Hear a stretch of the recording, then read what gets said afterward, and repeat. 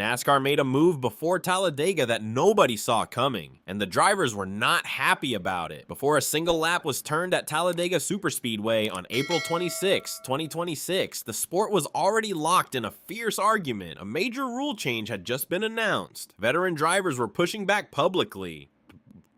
Crew chiefs were rewriting strategies from scratch, and fans were split on whether this was a smart fix or a desperate patch job. Add a shocking first-time winner, a 26-car pileup, and a victory celebration that nearly ended in disaster, and you have one of the most revealing race weekends of the entire 2026 Cup Series season. To understand why NASCAR made this move, you have to look at what superspeedway racing has become since the next-gen car debuted in 2022. At Daytona and Talladega, teams instruct drivers to run at half throttle or less for significant stretches of every race. The reason is simple: passing is nearly impossible aerodynamically in the current package. When every car is locked together by the draft and nobody can generate a meaningful run independently, the only real way to gain positions is through short filling on pit road, deliberately taking less fuel during a stop to exit faster than competitors. The result was a style of racing that drew relentless criticism. 3 wide packs of cars running at reduced throttle, conserving fuel lap after lap. That is what Talladega and Daytona had become. These tracks were built for flat-out door-to-door racing. Fan and driver frustration reached a breaking point after the 2026 Daytona 500, and pressure on NASCAR to act became impossible to ignore. John Probst, NASCAR's executive vice president and chief racing development officer, addressed the issue on the official Hauler Talk podcast, explaining that NASCAR had been working with teams to organize solutions into 2 categories.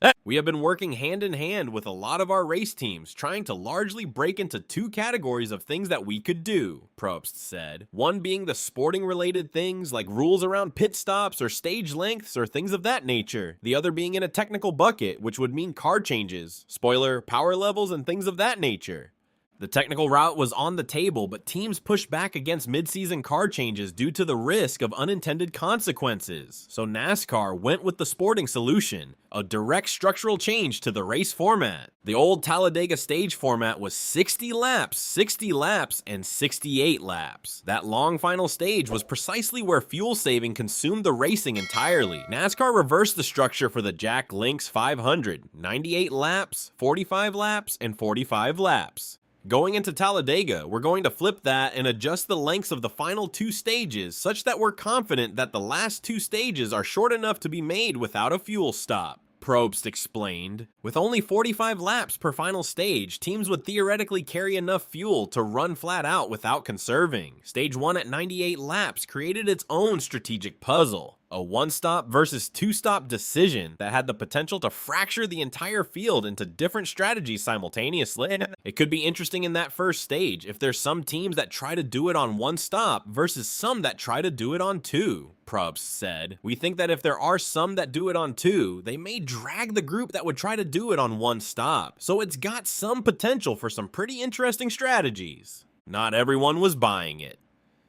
Kyle Busch, 2-time Cup Series champion, made his position publicly clear before the weekend began. He did not believe these changes would produce any meaningful difference. Crew chiefs will always find ways to game the system regardless of stage structure. They will always seek to minimize fuel intake, and shorter stages will not override that competitive instinct. Busch pointed to the more fundamental issue: racing dynamics. The only real way to gain positions at Talladega right now is during pit stops using short filling. When the entire field runs 3 wide at managed throttle, there is nowhere to go and no lanes opening up organically. From his perspective, NASCAR was treating a symptom while the actual disease, the current car's fundamental inability to race freely at superspeedways, went completely untreated. Steven Stump of Front Stretch made a similarly pointed case. Teams would simply not load cars to the full 45-lap fuel capacity during stage cautions. They would deliberately take less fuel to protect track position, and with pit stops now under caution rather than green flag, a slow stop could cost 10 or more positions, intensifying every team's incentive to gamble aggressively on fuel. His conclusion: the only genuine fix would be a mandatory 4-tire pit stop rule, though that would hurt small budget teams who depend on superspeedways for their best competitive opportunities. Crew chiefs inside the garage were equally divided. Luke Lambert, crew chief for Carson Hocevar's number 77 Spire Motorsports Chevrolet, acknowledged the new complexity directly. The way the stages are set up, the first stage has put in a potentially new style of fuel saving that we haven't really seen before, but it really depends on what the masses do, Lambert said. It's created some options for all the teams, so it'll be interesting to see how people play it, Richard Boswell, crew chief for Austin Dillon's number 3 Richard Childress Racing Chevrolet, captured the garage mood with complete honesty. Are guys gonna run it like a road course? Are they gonna run it out to try and score stage points? 50% think it's this way, and 50% think it's this way, so I think it could be very, very split. At Hendrick Motorsports, Blake Harris, number 48, explained the chain reaction dynamic that would define Stage 1. Guys start to run hard and everybody will react, and you only have to save more fuel than whoever you're racing. So I think the first stage being as long as it is, it'll be interesting. You have to save fuel to one-stop it. The race delivered a genuinely mixed verdict, an honest answer to whether the change worked. The first half showed real improvement. The pack broke into several smaller groups rather than one massive fuel conservation train. Different strategies emerged naturally across the field, and teams raced competitively toward the stage end despite lingering fuel concerns. Some conservation still occurred early, but much of that was simply drivers avoiding the inevitable wrecks, something no stage length adjustment can eliminate from superspeedway racing.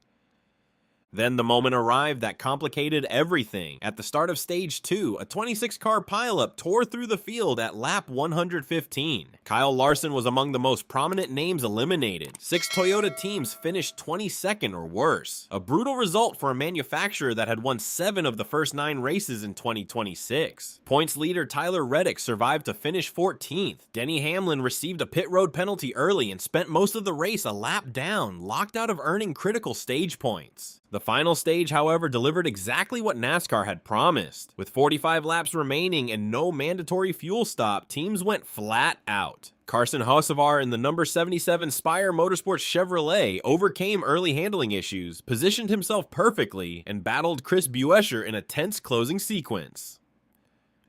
A caution flew late when Ricky Stenhouse Jr. made contact with Eric Jones, setting up a 3-lap shootout. Hocevar had a clear opportunity to block Buescher in the final run, and deliberately chose not to take it. That calculated restraint kept his momentum clean, and he held on to win. The Jack Links 500 was Hocevar's first career Cup Series win in his 91st start, and only the second Cup Series victory in Spire Motorsports history. After crossing the line, Hocevar climbed onto the windowsill of his still-moving car and waved to the crowd without a helmet, a moment of pure personality that drew enormous cheers.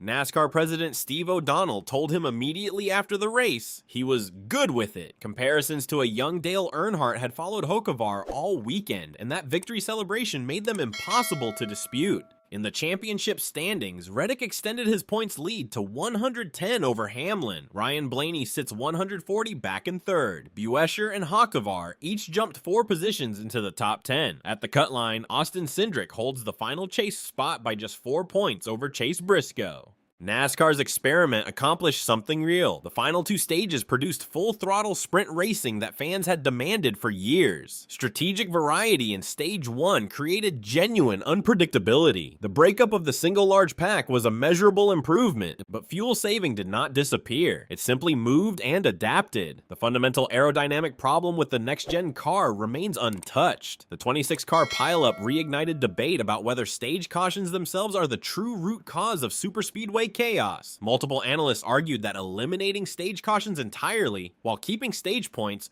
would do more to reduce both fuel conservation and catastrophic wrecks than any stage length change ever could. The unavoidable counter-argument: television networks will never surrender 2 guaranteed commercial breaks per race. The mandatory 4-tire pit stop rule discussed for 2027 remains a live possibility. In January, NASCAR will hold a preseason Thunder test at Daytona International Speedway to evaluate different power levels, spoiler configurations, and car type changes that could address conservation at a technical level. As Probst stated plainly, fuel saving is not something that I think is ever going away, because these guys will look for every possible advantage that they can get. The goal is no longer elimination, it is mitigation. Talladega delivered one instructive data point: the harder decisions are still ahead.